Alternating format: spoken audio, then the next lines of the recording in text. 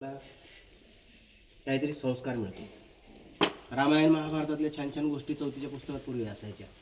छान छान गोष्टीचं पुस्तक असायचं. आता पण असं तुम्ही घेत नाही समजा. त्याच्यामध्ये रामाच्या, भीमाच्या, कृष्णाच्या गोष्टी असायच्या. श्रीकृष्ण काय चारायला जायचा? गाय. बरोबर. राम कोणत्या विद्येत विद्वान होता?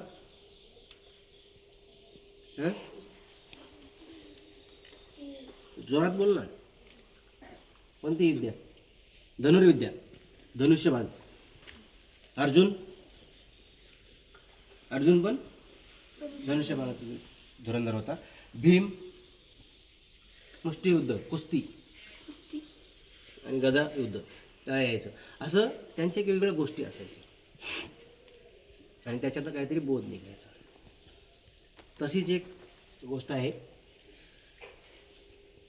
अकबराच्या साम्राज्यामध्ये एकदा खूप मोठी चोरी होते. सगळं साम्राज्य सुखी चाललेलं असतं. सगळे लोक सुखी असतात, रयत सुखी असते, सगळे सुखी असतात, कोणाची काही तक्रार नसते. पण अचानक त्या साम्राज्यामध्ये एक दिवस मोठी काय होते?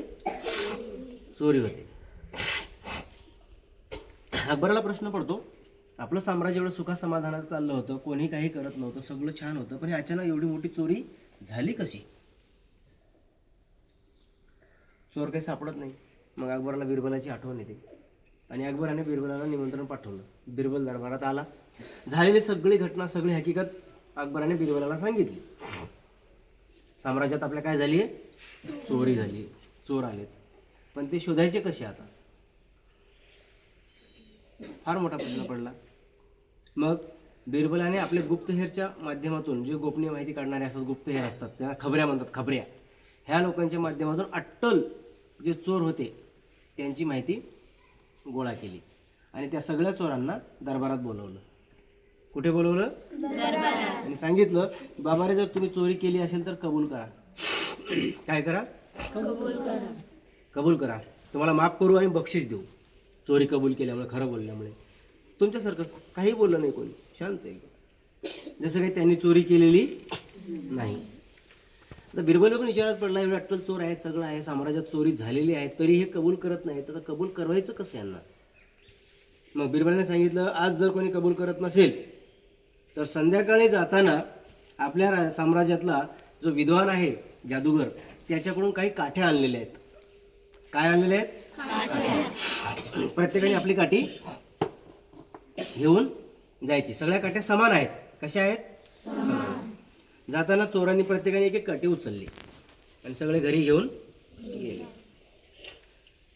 आता त्याच्यासोबत बिरबलाने सूचना दिली जाताना की ह्या काठ्या ज्या तुम्ही घेऊन चाललेत, ही काठी घरी गेल्यानंतर जो कोण चोर आहे, ज्याने चोरी केली, त्याची काठी 4 बोट इतकी वाढेल. काय होईल? वाढेल.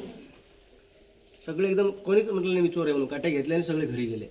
घरी गेल्यावर जो खरा चोर होता त्याला रात्रभर झोप लागली नाही. तो उठायचा आणि काठीकडे बघायचा. उठायचा, कुठे बघायचा? काठी वाढली का. आणि पहाटे त्याचा भ्रम झाला आणि त्याला काठी थोडीशी वाढलेली दिसली. घाबरला. आता आपण पकडले जाणार या उद्देशाने त्याने काय केलं? कापायला कुऱ्हाड घेतली आणि ती काठी 4 बोटे कापून टाकली. का? चोर तो होता ना, आणि ती जादुई काठी होती, ती वाढणार होती. मग चोराला भीती ना, त्याने ती काठी कापून टाकली. दुसऱ्या दिवशी दरबारात सगळ्यांना बोलवलं. सगळ्यांना आपापल्या काठ्या आणायला सांगितल्या. सगळेजण आपापली काठी घेऊन दरबारात गेले. चोर पण दरबारात गेला. चोरालाही वाटलं आपली काठी बरोबर आहे, तर 4 बोटं कापून टाकली आपण, आता कशी वाढेल?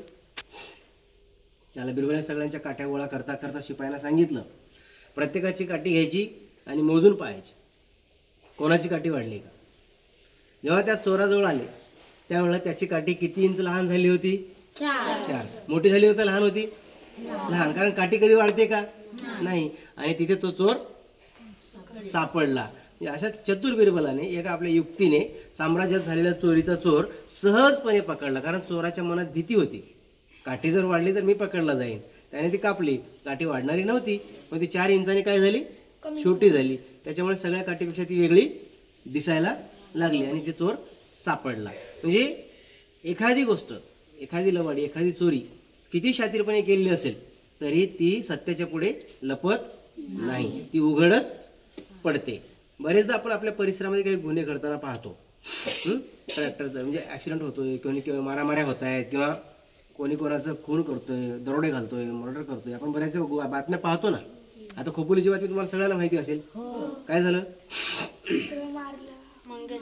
हां, त्यांना मारलं, बरोबर. मग त्यांना मारणारी लोक किती दिवसात? 2 दिवसात पकडली गेली. त्यांना काय वाटलं, मारल्यावर आम्हाला कोणी पकडणार नाही का? पकडणार ना. कायदा आहे, सुव्यवस्था आहे, पोलीस आहेत, आणि ते गुन्ह्याचा शोध लावतातच.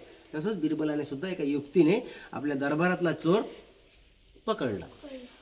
म्हणजे कधी कधी युक्तीपेक्षा, शक्तीपेक्षा युक्ती श्रेष्ठ ठरते, हुशारी वरचढ ठरते. म्हणून आपण कधीही हुशार, हजरजबाबी आणि चौकस बुद्धीने चारी बाजूने विचार करणारे असावेत. नुसतं बसल्यानंतर मंद विचार करणारे नसावेत. सगळ्यांनी चहूबाजूने विचार करायचा. समजली गोष्ट? धन्यवाद.